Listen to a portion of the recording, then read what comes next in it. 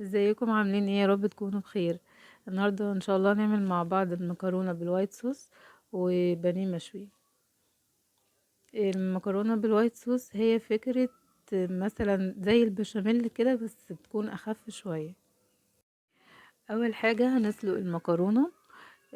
كان عندي مكرونه اللي هي الملولوه ديت، أنا بحبها قوي. بنحطها في ميه مغليه طبعا، مينفعش ان احنا نحطها في ميه بارده. اللبن، بنجيب مثلا لكيس المكرونة حوالي كيلو الا ربع لبن، وبنقلب معاه معلقتين دقيق على البارد. في الاول بتكون الدقيق ما بيكونش يعني م- دايب كويس، بس احنا بنحاول ان احنا ايه ندوب المعلقتين فيه كويس جدا. ممكن اسهل حاجة خالص خالص للوايت صوص ان انا اغلي اللبن واحط معاه معلقتين الدقيق وحبة ملح وحبة فلفل اسود، خلاص بس كده كفاية يعني. بس علشان بقى يكون غني وحلو وندلعه بقى وكده، هنحط معاه ممكن جبنة براميل، جبنة بيضة، وجبنة رومي. ساعات بحط معاه فلفل الوان وبشكله كده. دلوقتي انا اللي انا حطيته معاه هي جبنة براميل وجبنة رومي بس. حتى لما احط الجبنة الرومي هعمل لكم كده باللي هي الايد بتاعة المضرب، هتبان الجبنة وهي بتسيح يعني في اللبن.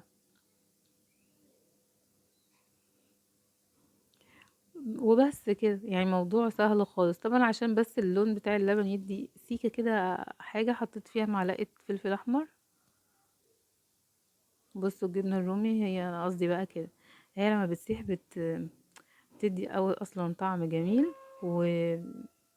وقوام بيبقى حلو.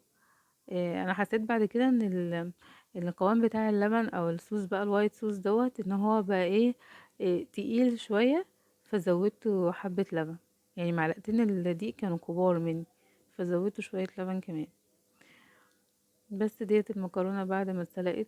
ونخلي بالنا بقى عشان تبقى حلوة، لا نعجنها ولا نخليها اللي هي لسه مش مستوية يعني.